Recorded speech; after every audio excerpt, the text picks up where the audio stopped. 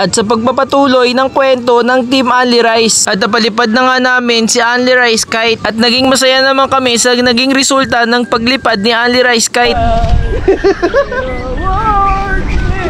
At sa hindi inaasahan, naputol nga si Only Rice Kite at sinisi ko ang Lola Gangster ko.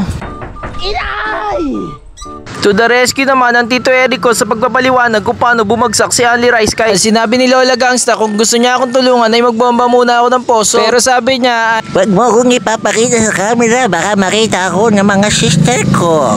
pero dahil pagod na rin ako, sinabi ko kay Lola Gangsta, Nagbobomba na ako ng poso.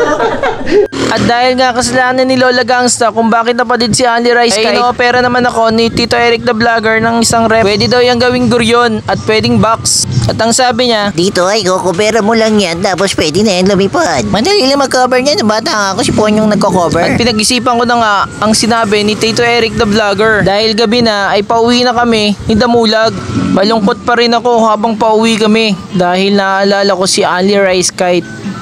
At nagdaan na nga ang gabi. Kinabukasan, paggising ko ay hindi ko inaasahan ang mga susunod na pangyayari. Dumating na ang aking Lola Gangster.